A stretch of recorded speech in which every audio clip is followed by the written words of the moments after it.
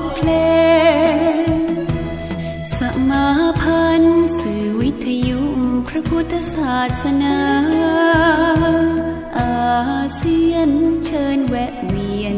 ฟังอย่าเกรงทั้งข่าวสารธรรมะและบทเพลงคลื่นกันเองพร้อมบรรเลงเพลงและธรรม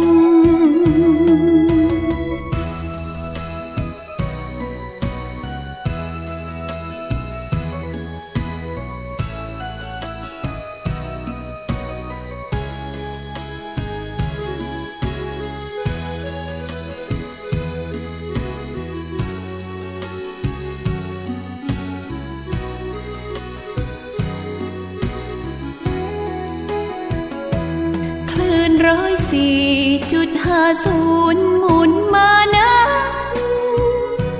ฟังเสียงพระเทศสอนเป็นกลอนธรรมฟังเสียงเพลงฟังสาระพาน้อมนำจะสุขล้ำด้วยบทธรรมนำบทเพลงสมาพันธ์สื่อวิทยุพระพุทธศาสนาอาเซียนเชิญแวะเวียนฟังอย่าเกรงทั้งข่าวสารธรรมะและบทเพลงคลื่นกันเองพร้อมบรรเลงเพลงและธรรม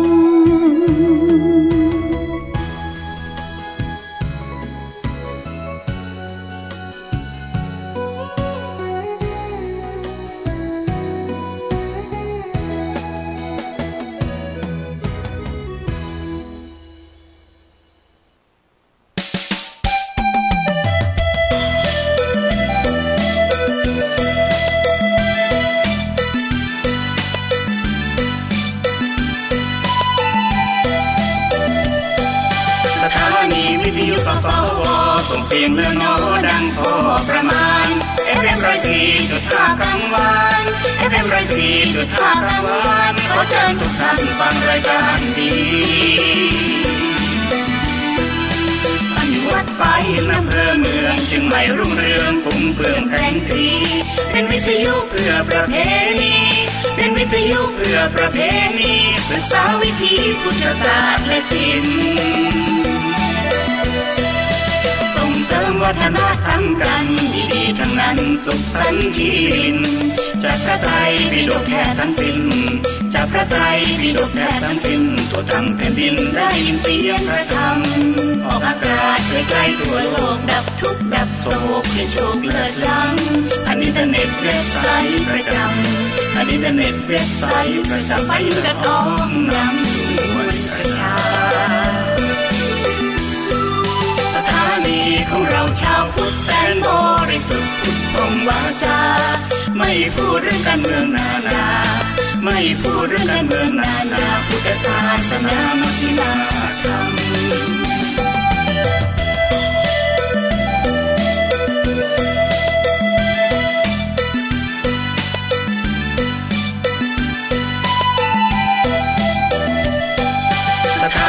วิทยุสสวส่งเสียงเลือนน้อดังพอประมาณ FM 104.5 กลางวัน FM 104.5 กลางวันขอเชิญทุกท่านฟังรายการดีอันวัดไฟอำเภอเมืองเชียงใหม่รุ่งเรืองพุ่งเปลืองแสงสีเป็นวิทยุเพื่อประเพณีเป็นวิทยุเพื่อประเพณีศึกษาวิถีพุทธศาสตร์และศิลป์เสริมวัฒนธรรมกันดีๆทั้งนั้นสุขสันต์ที่ลิ้นจากพระไตรปิฎกแท้ทั้งสิ้นจากพระไตรปิฎกแท้ทั้งสิ้นทั่วทั้งแผ่นดินได้ยินเสียงพระธรรมออกอากาศไกลๆทั่วโลกดับทุกข์ดับโศกให้โชคเลิศล้ำอันอินเทอร์เน็ตเว็บไซต์ประจำอันอินเทอร์เน็ตเว็บไซต์ประจำไปกระต้อมนำสู่มวลประชาของเราชาวพุทธแสนบริสุทธิ์พุทธตรงวาจาไม่พูดเรื่องการเมืองนานาไม่พูดเรื่องการเมืองนานา นามัชฌิมาธรรม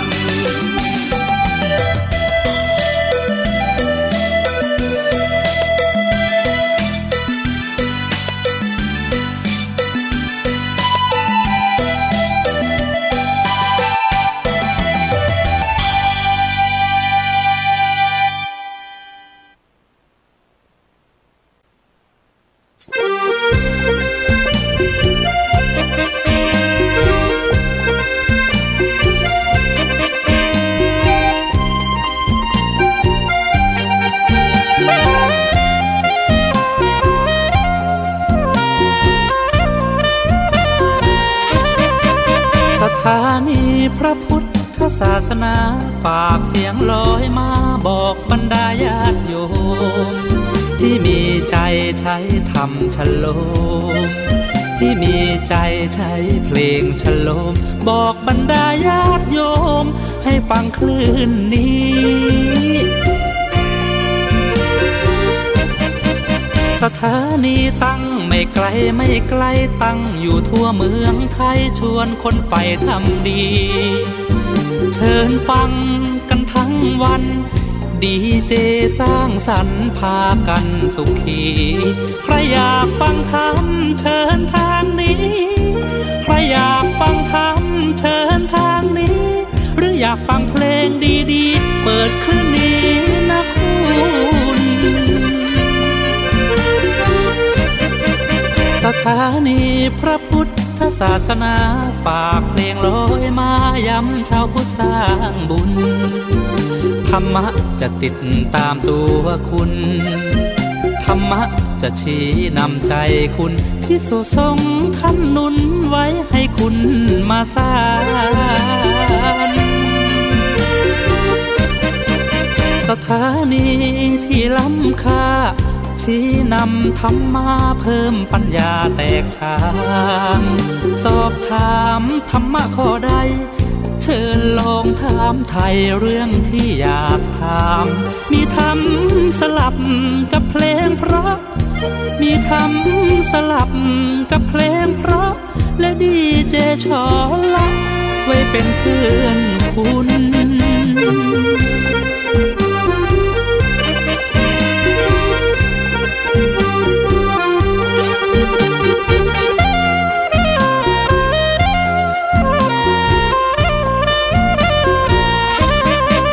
สถานีที่ล้ำค่าชี้นำธรรมมาเพิ่มปัญญาแตกฉานสอบถามธรรมะข้อใดเชิญลองถามไทยเรื่องที่อยากถามมีธรรมสลับกับเพลงเพราะมีธรรมสลับกับเพลงเพราะและดีเจชอละไว้เป็นเพื่อนคุณ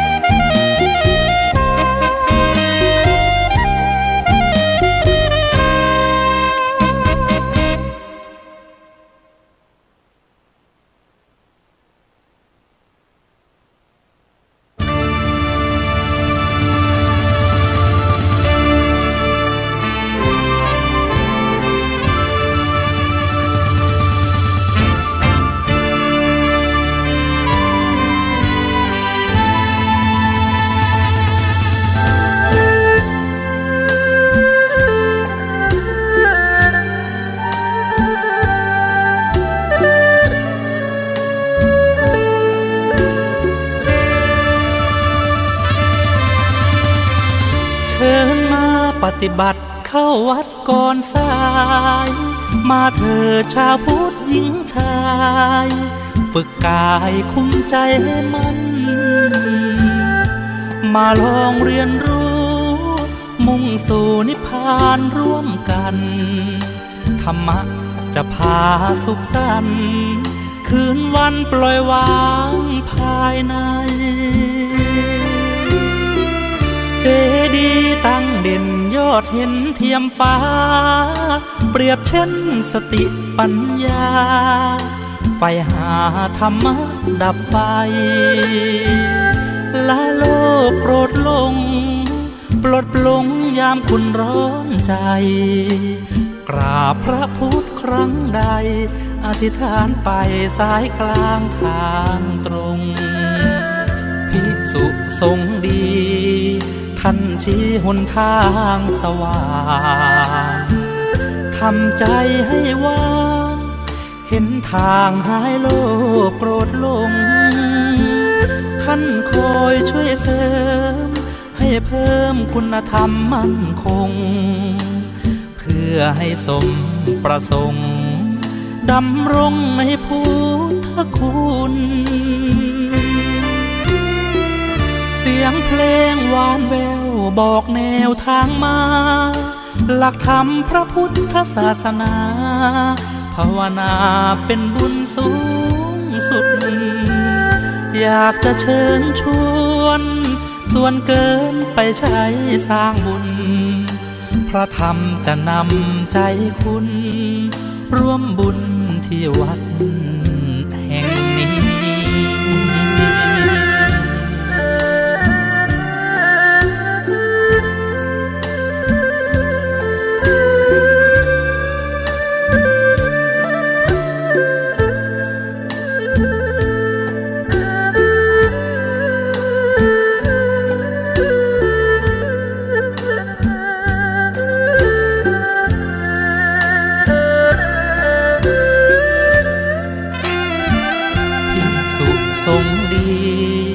ท่านชี้หนทางสว่า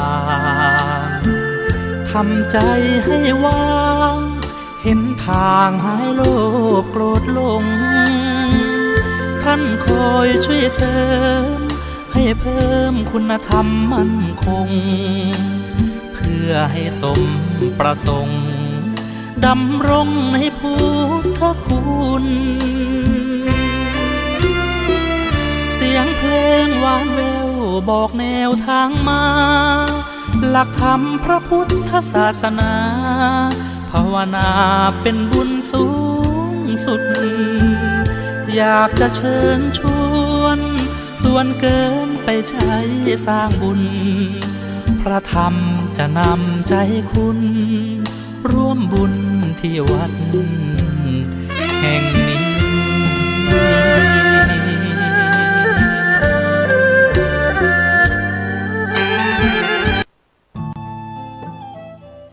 ท่านกำลังติดตามรับฟังสถานีวิทยุกระจายเสียงพระพุทธศาสนาแห่งชาติและสังคมคลื่นเพื่อการศึกษาพระพุทธศาสนาและวัฒนธรรมระบบ FM 104.5 เมกะเฮิรตซ์รายการต่อไปเป็นรายการศึกษาธรรมนำสุขดำเนินรายการโดยพันเอกตนัสเดชะ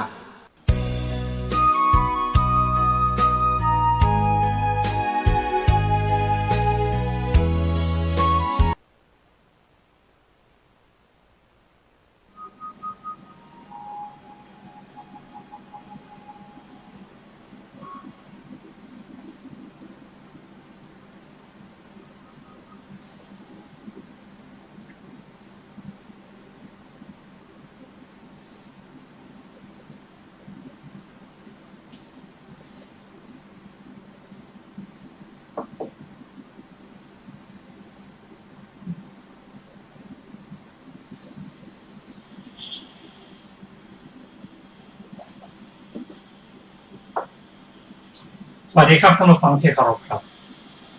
ท่านผู้ฟังกำลังรับฟังรายการศึกษาธรรมนำสุขมีแสดงท่านผู้ฟังทุกวันศุกร์และวันเสาร์ตั้งแต่เวลา 15 นาฬิกาถึง 16 นาฬิกาดำเนินรายการโดยกระผมพันเอกธนัสเดชะมีอาจารย์สุรภาเดชะเป็นผู้ร่วมรายการวันนี้เราได้นำพระไตรปิฎกฉบับมมร.เล่มที่ 26ซึ่งตลอดทั้งเรื่องเป็นเรื่องเกี่ยวกับที่พระองค์แสดงปฏิจจสมุปบาทท่านผู้ฟังที่เคารพเป็นที่ทราบกันว่าคำสอนของพระผู้เป็นเจ้าที่พระองค์ทรงแสดงตลอด45 พรรษาย่อม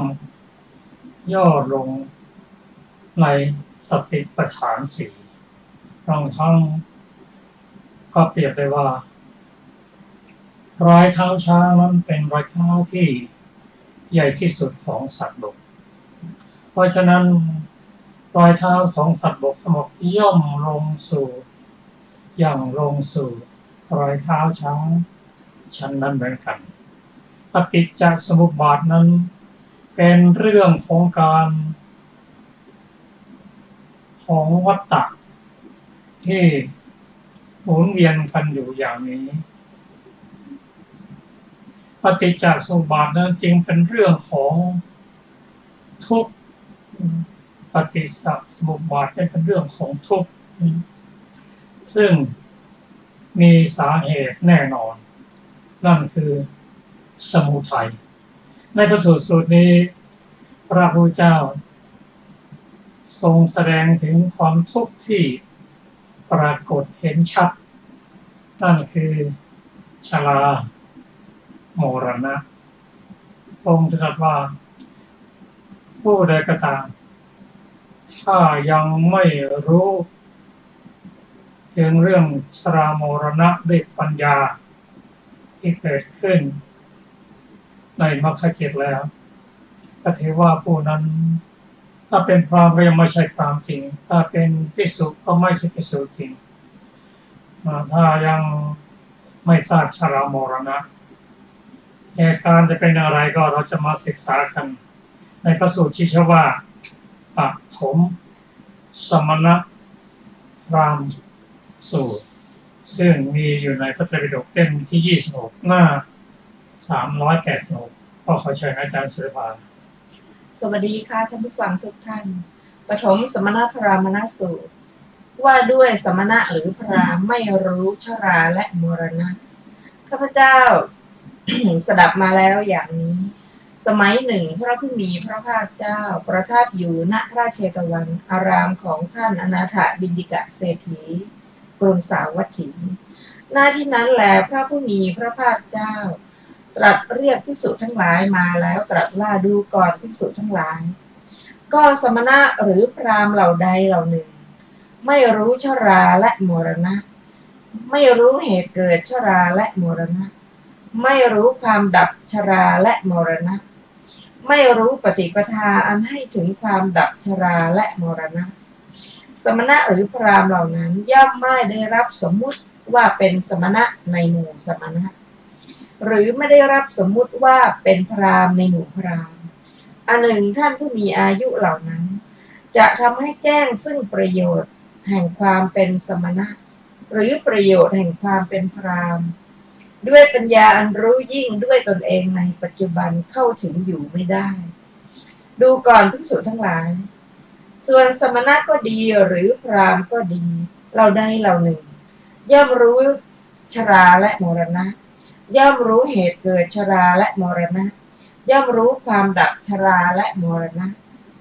ย่อมรู้ปฏิปทาอันให้ถึงความดับชราและมรณะสมณะหรือพราหมณ์เหล่านั้นย่อมได้รับสมมุติว่าเป็นสมณะในหมู่สมณะย่อมได้รับสมมุติว่าเป็นพราหมณ์ในหมู่พราหมณ์อันหนึ่งท่านเหล่านั้นย่อมกระทำให้แจ้งซึ่งประโยชน์แห่งความเป็นสมณะและประโยชน์แห่งความเป็นพราหมณ์ด้วยปัญญาอันรู้ยิ่งด้วยตนเองในปัจจุบันเข้าถึงได้อยู่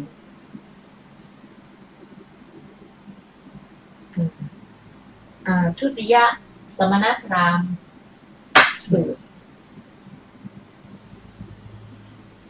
ท่านผู้ฟังที่เคารพครับตามที่ได้เรียนมาท่านผู้ฟังให้ทราบว่าชรามรณะนั้นทำให้เห็นทุกข์ได้ชัดเจนเพราะชรานั้นผู้ที่เข้าสู่ความชราหรือผู้ที่เห็นคนอื่นชรานั้นหรือบุคคลที่เห็นผู้อื่นสู่ความตายนั้นเราจะเห็นว่าชัดเจนโดยเฉพาะเป็นความทุกข์การแก่การเกิดก็เป็นทุกข์การแก่ก็เป็นทุกข์การเจ็บไข้ได้ป่วยก็เป็นทุกข์และการตายก็เป็นทุกข์เพราะฉะนั้นถ้าเรารู้จักชรา จริงรู้จักความตายได้จริงนั่นคือรู้ด้วยปัญญาอันเกิดขึ้นในมรรคจิตสี่เพราะถือว่าเรารู้ชรามรณะจริงแล้วก็ไม่ต้องกลับมาเกิดอีกเพราะเองตัวทำให้เกิดทุกข์พระสูตรนี้ทรงตรัสว่าถ้าสมณะ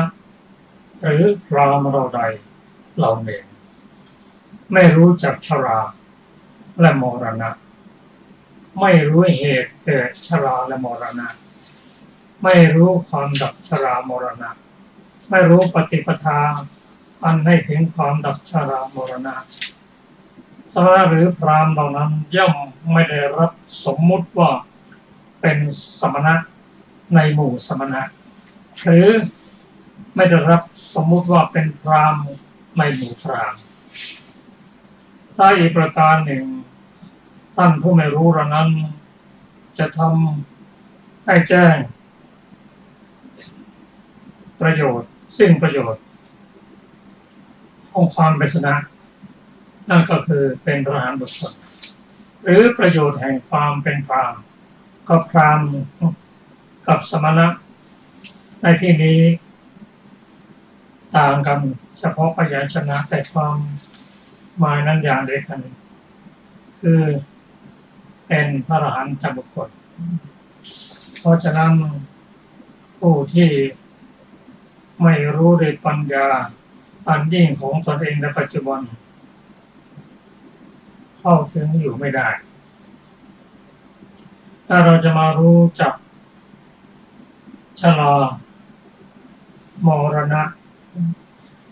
ก็ความจำกัดความคงชรามรณะเราจะรู้ชัดได้ด้วยลักษณะพิเศษสี่หรือที่เรียกว่าลักษณะที่จตุกะเริ่มต้นด้วยของชราก่อนกล่าวว่าความแก่รอบแห่งขันธ์ห้าเป็นลักษณะของชราความแก่รอบของขันธ์ห้าเป็นอย่างไรนั้นก็พิจารณาดูขันธ์ห้าเมื่อเกิดขึ้นใหม่ๆกำลังสมบูรณ์พอแก่รอบขึ้นมาแล้วทุกสิ่งทุกอย่างเปลี่ยนไปนี่เป็นลักษณะเช่นฟันหลุดผมงอกข้อเข่าต่างๆเสื่อมไปผิวหนังเหี่ยวย่น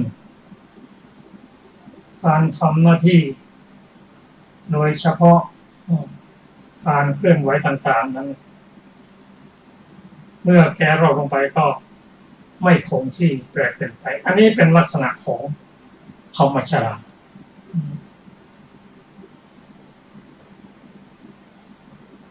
ส่วนกิจของความเป็นชราหรือรสะหรือกิจนั้นความชรานั้นน้อมไปสู่ความตายใกล้เข้าไปสู่ความตายนั่นคือชราละแต่ต้องแก่รอบแห่งขันธ์ก่อนแล้วก็น้อมเข้าไปใกล้ความตายเป็นกิจ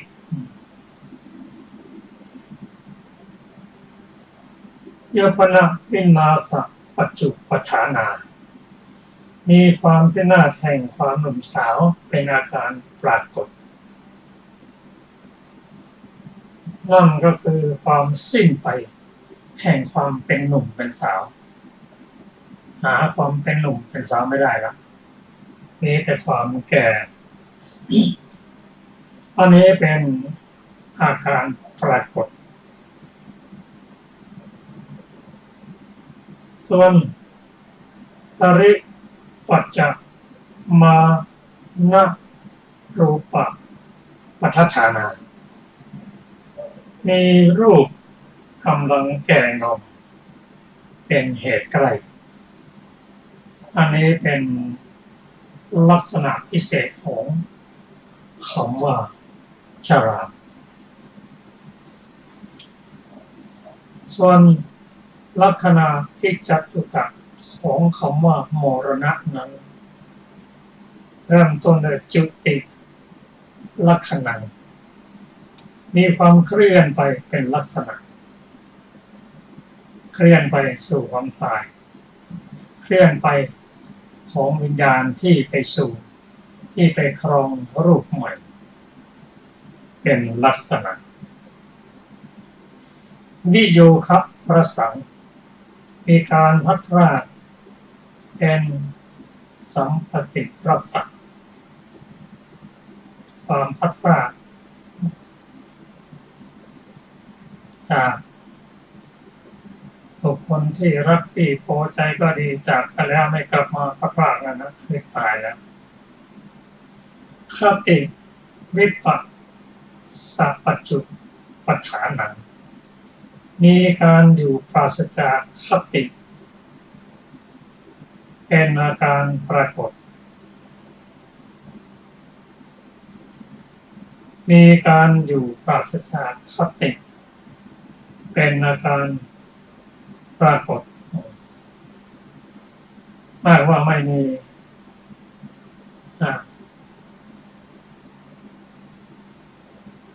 เป็นผู้ปราศจากคติที่เป็นประธานเป็นอาการปรากฏพอตายไปแล้วก็ไม่รู้ว่าไปสู่คติไหนปราศจากคติปริพิชมานะนามรูปปัฏฐานังมีนามรูปกำลังแตกเป็นปัจฐานคือความใกล้จะตายนั่นนะเป็นเหตุใกล้แล้วครับอันนี้ก็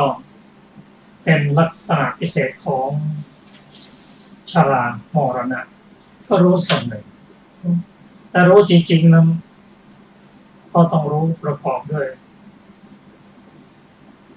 ชรามรณะนั้นคืออะไรกันแน่ก็แจ้งแล้วในลักษณะสี่แล้วเขาเกิดขึ้นได้อย่างไรดับไปได้ถ้าจะดับไปอย่างไร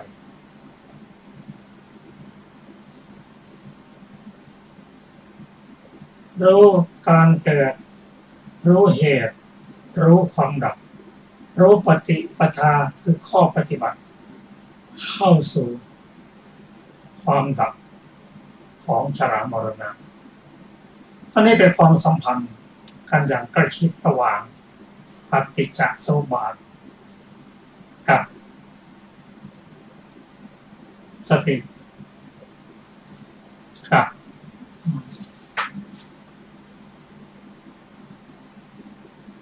เรียกว่าเป็นความใกล้ชิดสัมพันธ์อย่างใกล้ชิดระหว่างปฏิจจสมุปบาทกับการเกิดขึ้นตั้งอยู่และดับไป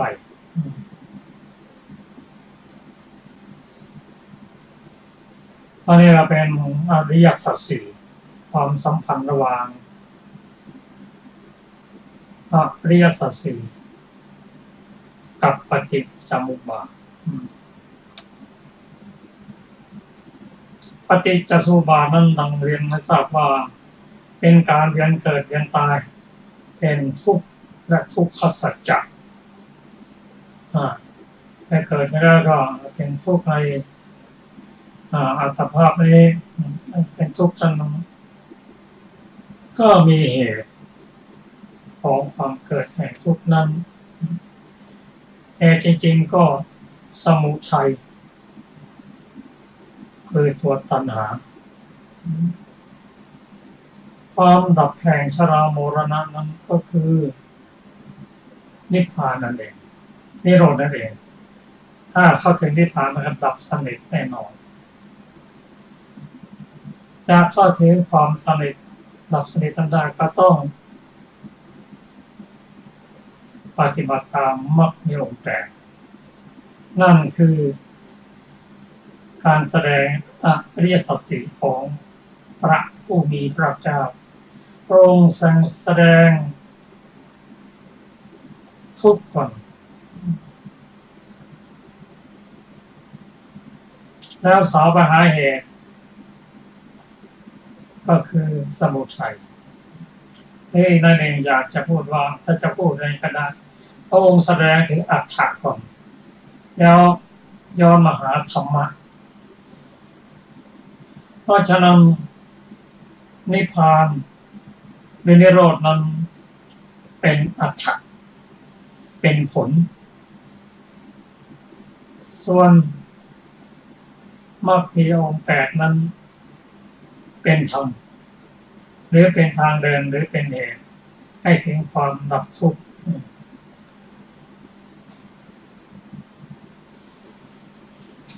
นี่เราอาจจะให้เราลองมาพิจารณาดูว่าถ้าสมณพราหมณ์หรือถ้าสมณะหรือพราหมณ์ก็ดีเราได้ละเองไม่รู้ชราและมรณะ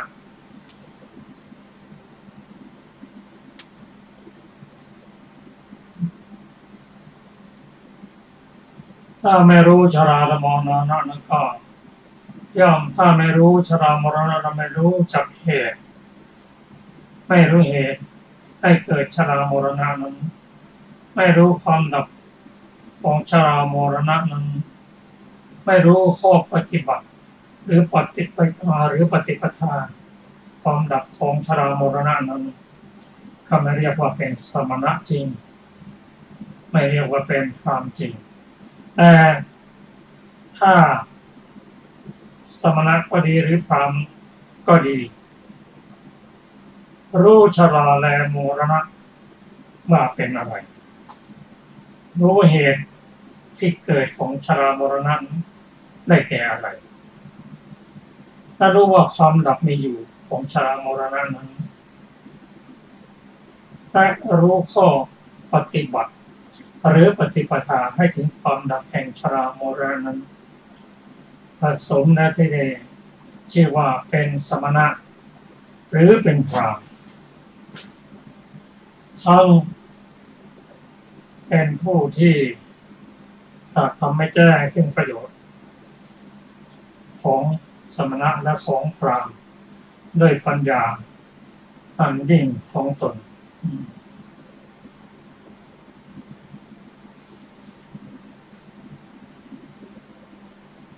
ถ้าสำหรับพระสูตรส่วนนี้ถ้าเราจะเข้าถึงรายละเอียดนั้นเราต้องรู้เหตุว่าชรามรณะนั้น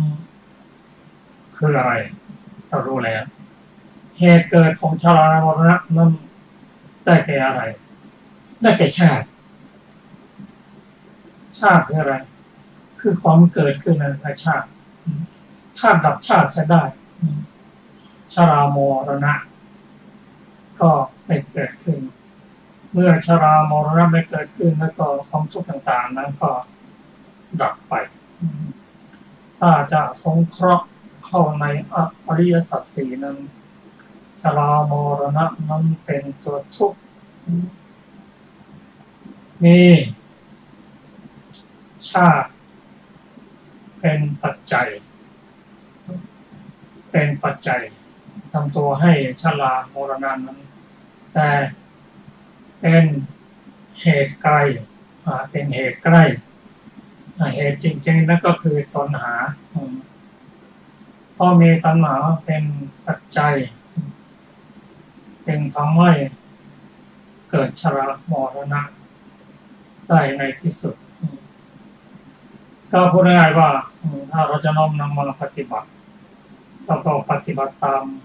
อริยสัจสี่นั่นนะชรามรณะนั้นเป็นทุกข์เป็นผลเหตุนั่นก็คือตัวตัณหาที่ทำให้เกิดธรรมชาติเกิดขึ้นจะดับได้จริงๆเราต้องดับคือนิโรธและนิพพานนั้นหนทางที่ปฏิบัตินั้นก็คือมรรคมีองค์8นั่นเองมรรคมีองค์8นั่นคืออะไรก็คือศีลสมาธิปัญญาที่พัฒนาขึ้นจนสามารถตัดเหตุได้เป็น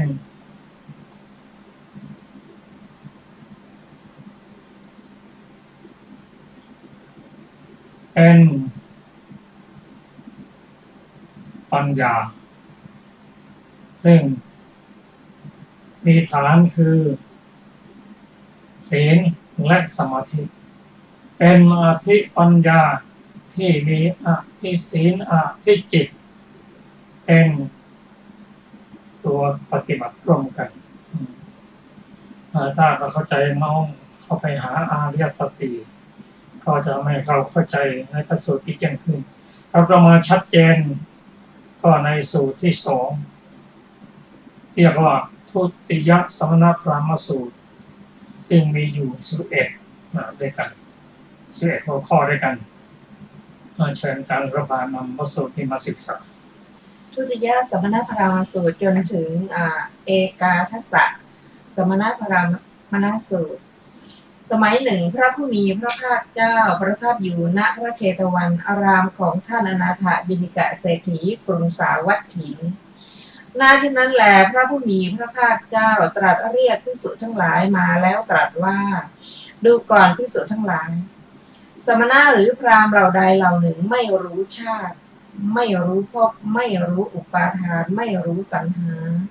ไม่รู้เวทนาไม่รู้ผัสสะไม่รู้สลายตนะไม่รู้นามรูปไม่รู้วิญญาณไม่รู้สังขารไม่รู้เหตุเกิดสังขารไม่รู้ความดับสังขาร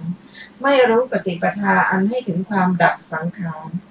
สมณะหรือพราหมณ์เหล่านั้นย่อมไม่ได้รับสมมุติว่าเป็นสมณะในหมู่สมณะหรือไม่ได้รับสมมุติว่าเป็นพราหมณ์ในหมู่พราหมณ์อันหนึ่งท่านเหล่านั้นจะทำให้แจ้งซึ่งประโยชน์แห่งความเป็นสมณะหรือประโยชน์แห่งความเป็นพราหมณ์ด้วยปัญญาอันรู้ยิ่งด้วยตนเองในปัจจุบันเข้าถึงอยู่ไม่ได้ดูก่อนภิกษุทั้งหลายส่วนสมณะพราหมณ์สมณะหรือพราหมณ์เหล่าใดเหล่าหนึ่งย่อมรู้ชาติย่อมรู้ภพย่อมรู้อุปาทานย่อมรู้ตัณหาย่อมรู้เวทนาย่อมรู้ผัสสะย่อมรู้สลายตนะย่อมรู้นามรูปย่อมรู้วิญญาณย่อมรู้สังขารย่อมรู้เหตุเกิดแห่งสังขารย่อมรู้ความดับแห่งสังขารย่อมรู้ปฏิปทาอันให้ถึงความดับแห่งสังขารสมณะหรือพราหมณ์เหล่านั้นย่อมได้รับสมมุติว่าเป็นสมณะในหมู่สมณะและย่อมได้รับสมมุติว่าเป็นพราหมณ์ในหมู่พราหมณ์อันหนึ่งท่านเหล่านั้นย่อมทำให้แจ้งซึ่งประโยชน์แห่งความเป็นสมณะและประโยชน์แห่งความเป็นพราหมณ์ด้วยปัญญาอันรู้ยิ่งด้วยตนเองในปัจจุบันเข้าถึงได้อยู่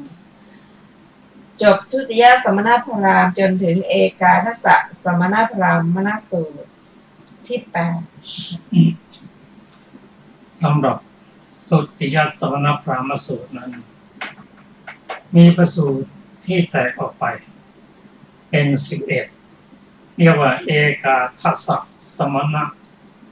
พราหมณ์สูตร11นั้นได้แก่อะไรบ้างนับตั้งแต่ชาติซึ่งเป็นปัจจัยให้เกิดชรามรณะนั้นชาติอารมณภูมิมาด้านปฏิโลมจะชัดเจนไม่ขึ้นอวิชชา1อวิชชา2สังขาร3วิญญาณ4นามรูป5สลายตนะ6ผัสสะ7เวทนา8ตัณหา9อุปทาน10ภพ11ชาติทั้งหมดต้องรู้แล้วก็นำมา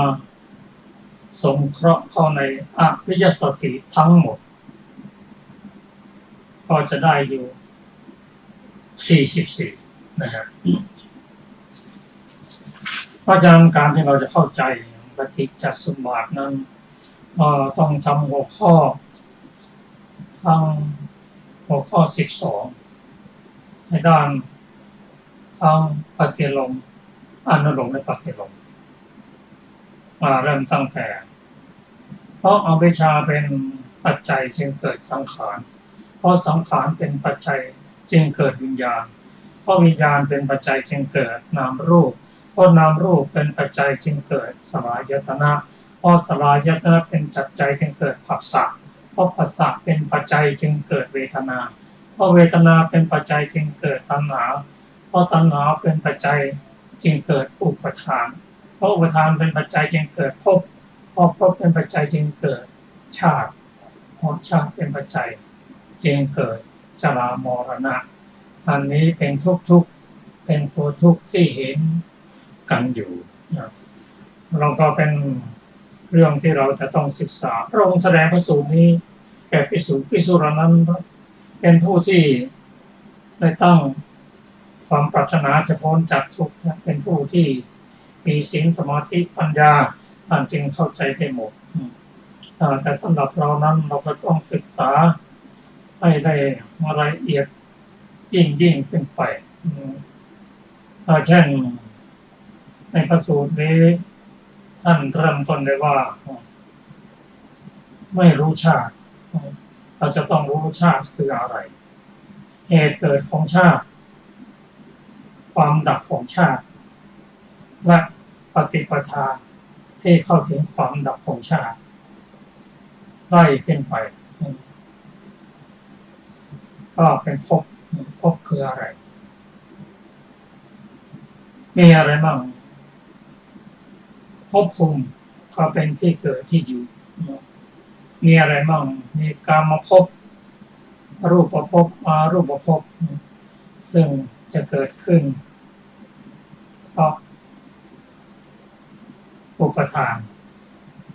ความยึดมั่นถือมั่นยึดมั่นถือมั่นในภพไหนก็เกิดในภพนั้นแหละยึดมั่นถือมั่นในอารูปภพก็ไปอารูปภพนั้นเพราะฉะนั้นเราต้องศึกษาแต่ว่าไปก็เป็นความลึกซึ้งของปัญญาถ้าเราต้องรู้เป็นลำดับไป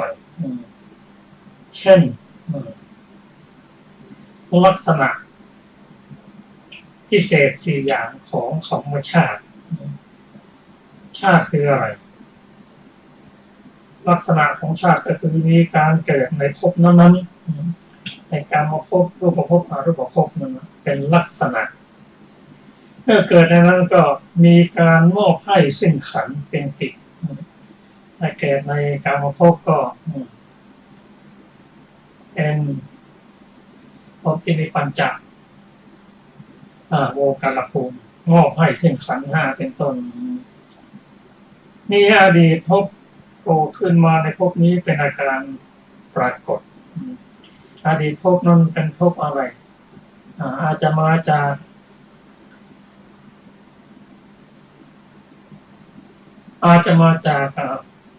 เขาเรียกว่าในสวรรค์ก็ได้แล้วก็มาเกิดเป็นมนุษย์หรืออาจารย์พรหมรูปพรหมมาเป็นมนุษย์หรือจากมนุษย์มาเป็นรูปพรหมก็แล้วแต่อันนี้ก็มีการจากอดีตภพมาโผล่ขึ้นในภพนี้เป็นอาการปรากฏอย่างเราเนี่ยโผล่มาในการมาภพเนี่ยแต่ในอดีตภพเราไม่รู้มีการสั่งสมทุกข์ด้วยอำนาจมีการสั่งสมทุกข์ด้วยอำนาจผลเป็นอาการปรากฏผลต่างๆก็จะสั่งสมมาจากทุกทั้งสิ้นเหตุก็ได้ก็มีนามรูปที่สั่งสมแล้วเป็นปัจจัยฐานอันนี้เป็นคำจำกัดของธรรมชาติถ้าเกิดขึ้นก็ต้องมีเหตุมีปัจจัยนั่นคือประวัติก็ถ้าจะเข้าใจยิ่งขึ้นก็ต้องศึกษาลักษณะพิเศษ4ขององค์ธรรมนั้นถ้าเป็นความคำว่ารู้จักตัวนั้นดีเช่นเรา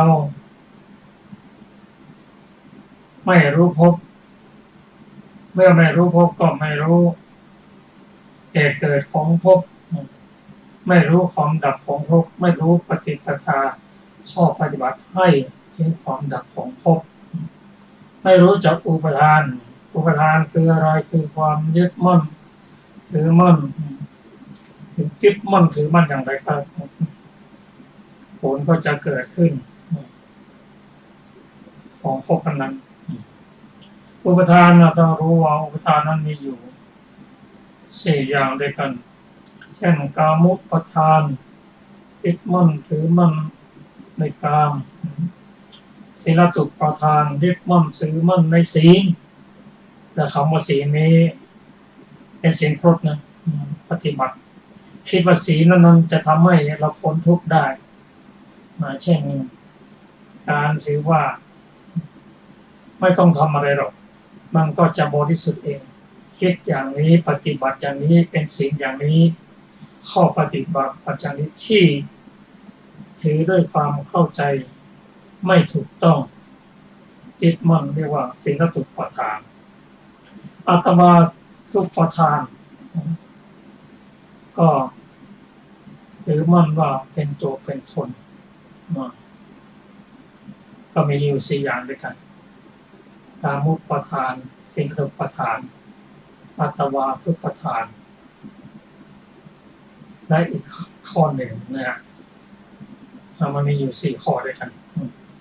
ถ้าเราไม่รู้จักเนี่ยความยึดมั่นถือมั่นเป็นอย่างไรยกตัวอย่างที่เห็นชัดคือคนคลุกคลีกับสัตว์อิจฉาสัตว์เห็นว่าสัตว์ดีกว่าตัวได้กินอิ่มในกระสุนนี้นะตายไปเป็นสุนัขอิจฉาสุนัขยึดมั่นอย่างไรก็ไปเกิดในที่อย่างนั้นนะพบอย่างนั้นสรุปแล้วพระสูตรนี้พระองค์ตรัสว่าถ้ายังไม่รู้ปฏิจจสมุปบาทโดยเฉพาะเศษหัวข้อนั้นไม่รู้ถึงความเกิดขึ้นไม่รู้ถึงว่าเขาเป็นอะไรเกิดขึ้นได้อย่างไรถ้าจะดับอย่างไรการดับและข้อปฏิบัติให้ถึงความดับนั้นก็ในพระสูตรที่ทรงแสดงแก่พระประจักษ์วิธีนั้นทำให้เราได้เห็นชัดเป็นข้อปฏิบัตินั้น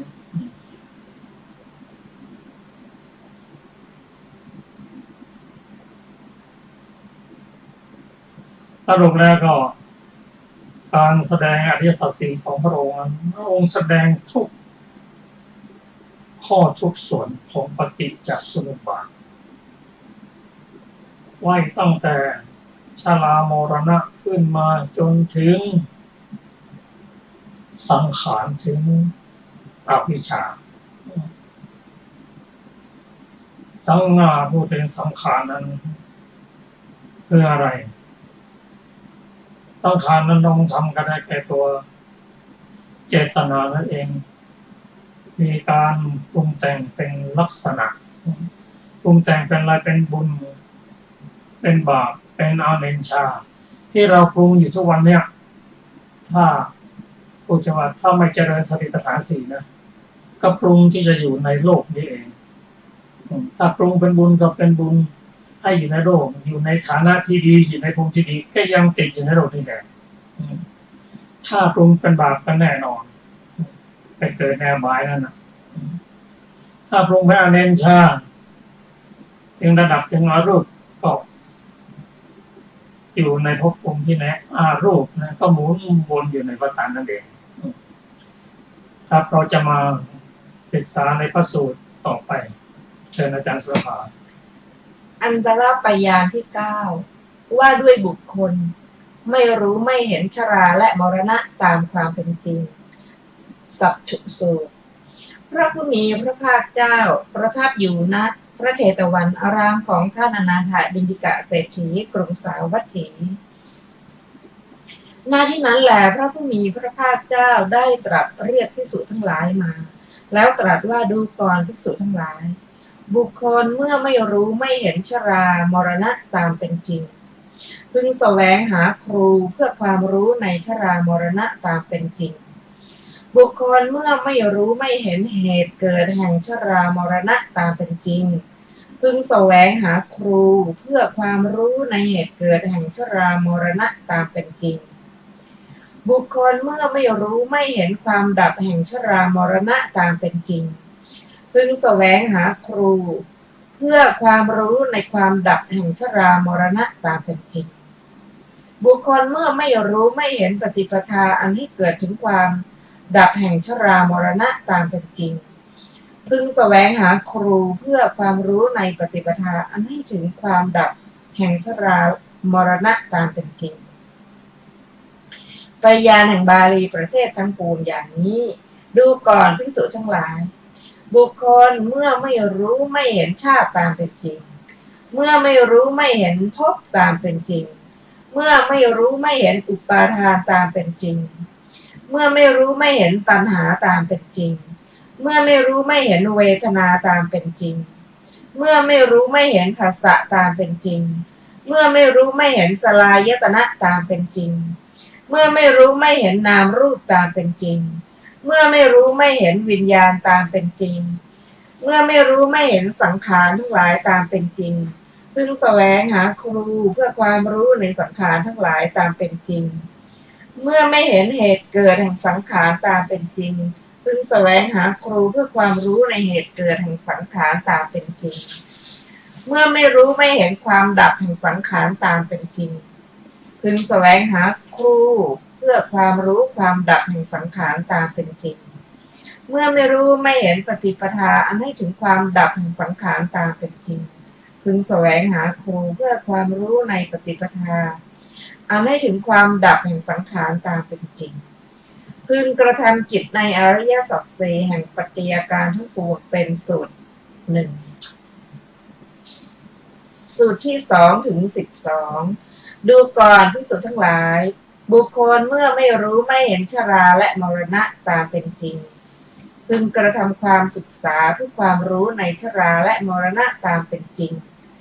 ปยานอย่างนี้พึงกระทำกิจให้เป็นไปในสัจจะสี่พึงกระทำความเพียรพึงกระทำฉันทะพึงกระทำความอุตสาหะ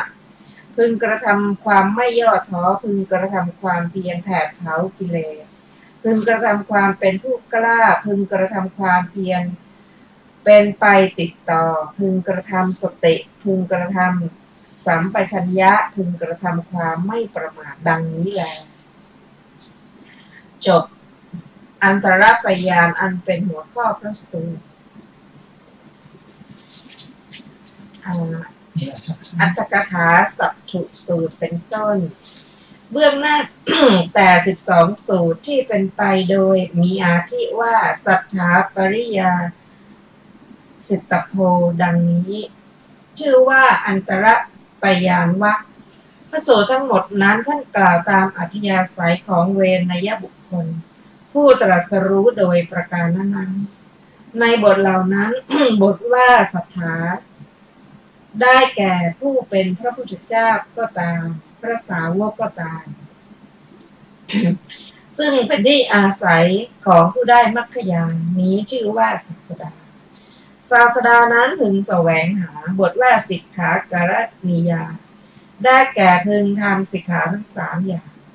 บรรดาโยคะเป็นต้นบทว่าโยโคได้แก่การประกอบบทว่าฉันโทได้แก่ความพอใจในกุศลคือความเป็นผู้ใคร่กระทำบทว่าอุสโสรหิตได้แก่ความเพียรที่มีประมาณยิ่งที่ทนต่อสิ่งทั้งปวงบทว่าอัปปติวานีแปลว่าไม่ถอยกลับบทว่า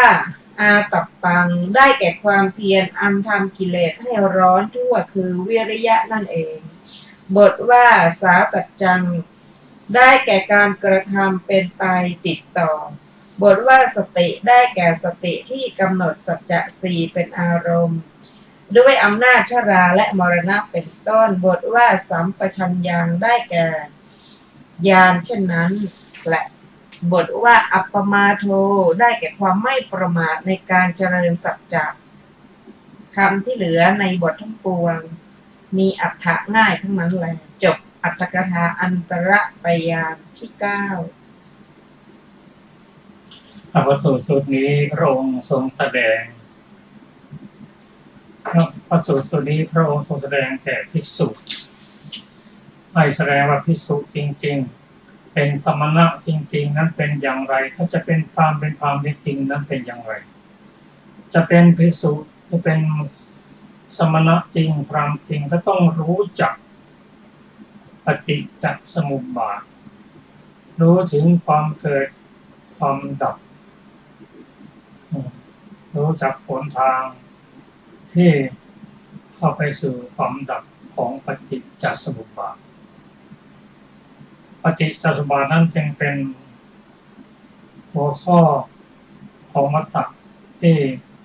น่าสนใจอย่างยิ่งจริงอยู่เราอาจจะไม่เข้าใจแต่เราก็ต้องเข้าใจเพราะถ้าเราไม่เข้าใจเราต้องหมุนเวียนเกิดเวียนตายอย่างนี้เราก็สั่งสมความรู้ในเรื่องปฏิจจสมุปบาททีละนิดละนิดสั่งสมไว้เหมือนกับน้ำทีละหยดหยดตกลงในตุ่มย่อมนานเข้าย่อมเป็นได้ชั้นใดการสั่งสมความรู้ในปฏิจจสมุปบาทก็ชั้นนั้นเหมือนกันทีละนิดละนิดทีหน่อยความเข้าใจก็จะมากขึ้น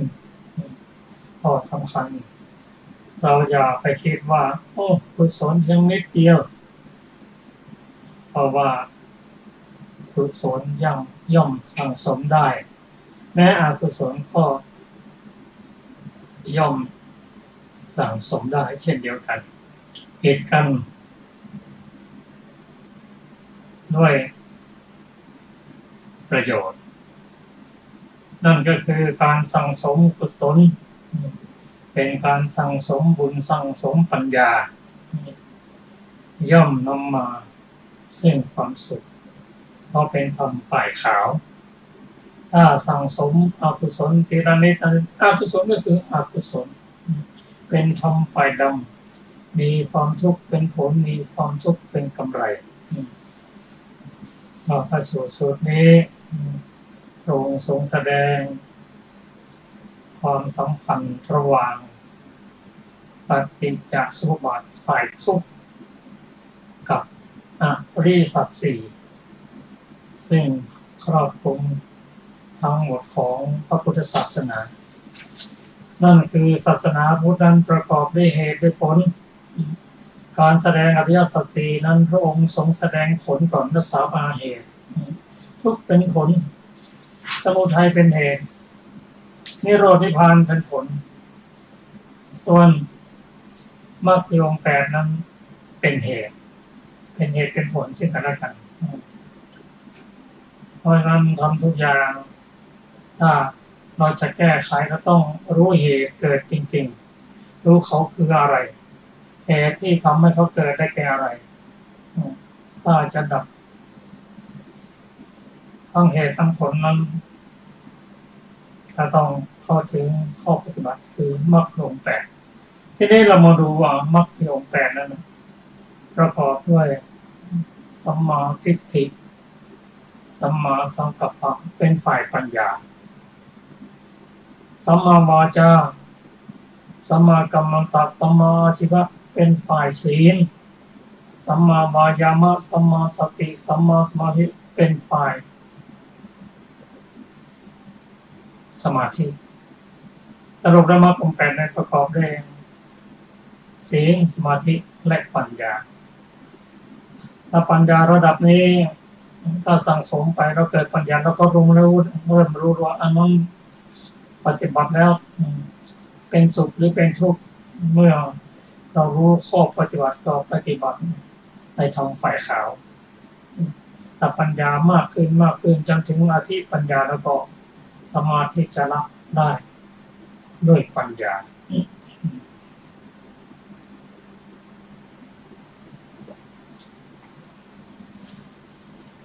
ที่เราจะรู้นั้นต้องรู้ถึง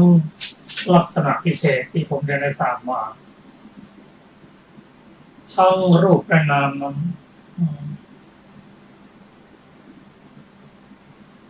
รูปนั้นมีอยู่28จิตเป็นฝ่ายหนึ่งเป็นตัวจิตคืออะไรหรือวิญญาณคืออะไรตัวนี้ลักษณะเขาก็เป็นตัวรู้วิญญาณเป็นตัวรู้อะไรรู้อารมณ์จิตนั้นเป็นใหญ่เป็นประธานของตัวเจตสิกและฝ่ายรูปจิตนั้นวิญญาณนั้นก็มีการเกิดดับไม่รู้จักจบจับสิ้นจนกว่าจะถึงนิพพานนั่นนะวิญญาณนั้นมีสังขารเป็นเหตุใกล้ถ้ารู้จักวิญญาณดีความจริงทั้งหมดนั้นเขาทำหน้าที่เขาคนละอย่างอย่างที่พงศ์เดชศักดิ์เป็นเรื่องจิตเรื่องเจตสิกเรื่องจิตเรื่องวิญญาณแล้วนะเขาทำหน้าที่เขาเป็นประธานตัวนามนั้นในที่นี้หมายถึงตัวเจตสิกมีอยู่52แต่ถ้าดวงนั้นทำหน้าที่เฉพาะตนไม่ก้าวก่ายซึ่งกันและกันถ้าเรารู้จักลักษณะของเขาอย่างนี้แล้วก็เอาจับได้เลยนะเพราะบางอย่างนั้นมันคล้ายๆกันต้องแยกกันด้วยลักษณะพิเศษ4ของเขา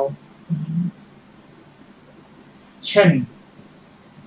เมตตากับโลภะเนี่ยมันใกล้ๆกันนะบางทีเมตตาไปก็เป็นความรักใกล้กัน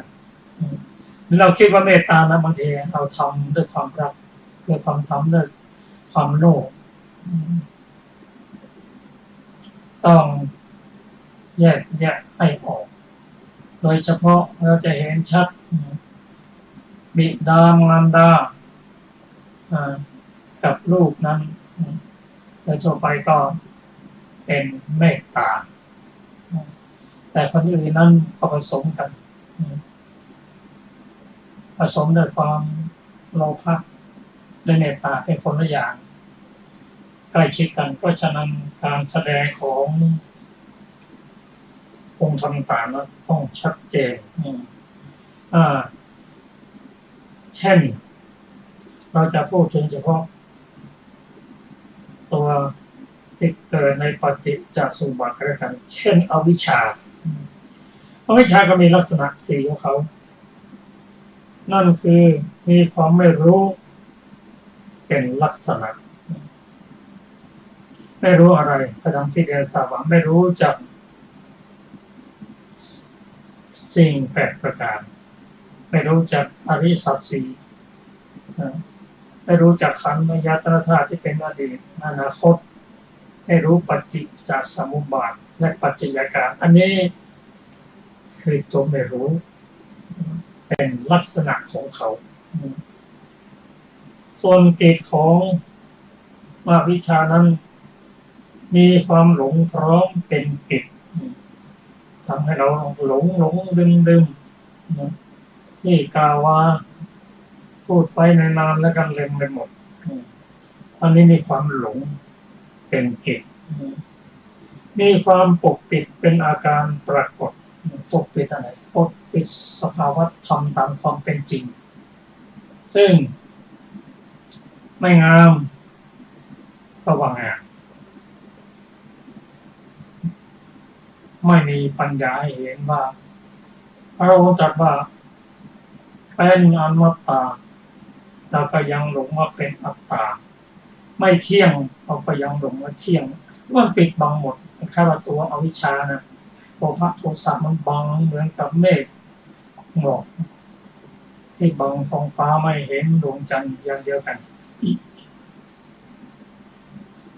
มีอาสวะเป็นเหตุใกล้อาสวะนั้นก็ ยกเว้นเสียอวิชชาสวะเขาก็มีกรรมสวะภวสวะทิฏโตสวะเป็นเหตุใกล้มาถึงสังขารสังขารนั่นคืออะไรสังขารคือตัวเจตนาตัวหนึ่งเป็นหนึ่งในเจตสิก52ตัวแยกออกมาเป็นตัวสังขารสังขารและตัวเจตนานั้นลักษณะเขาคือปรุงแต่งเป็นลักษณะมีความขวัญขวายที่จะปรุงแต่งเป็นกิจเขามีหน้าที่เขานะปรุงเป็นบุญมั่งเป็นบาปมั่งเป็นอเนชามั่งมีเจตนาเป็นอาการปรากฏว่าเจตนาว่าตั้งใจเป็นตัวปรากฏให้เห็นมีอวิชชาเป็นปัจจัยฐานมีความไม่รู้เป็นเหตุใกล้ของสังขารท่านผู้ฟังที่เคารพครับในการศึกษาธรรมนำสุขเรานำเรื่องของปฏิจจสมุปบาทมาศึกษากันก็จะคงจะต้องศึกษากันต่อไปพบกันใหม่ในวันพรุ่งนี้สำหรับวันนี้สวัสดีครับสวัสดีค่ะ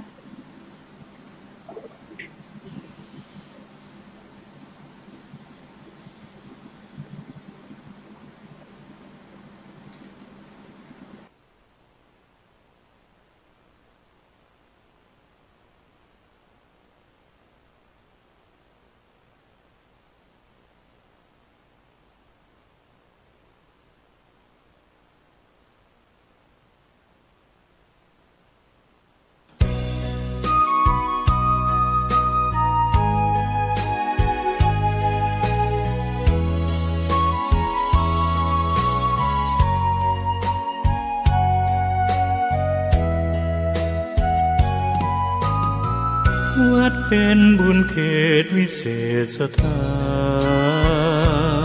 นเหมือนทิพย์วิมานของหมู่ประชาสะอาดรื่นรมด้วยร่มเงาไม้ได้ร่วมศรัทธาสมเป็นศาลาแหล่งพักพิงใจเห็นพระประธานเหนือแท่นธรรมรงค์เหมือนพุทธองค์เหนืออาจอำไพแต่ทำจุนเจืออุเพื่อเราปองปัดป้องปวงภัยขอน้อมดวงใจกราบไหว้วันทา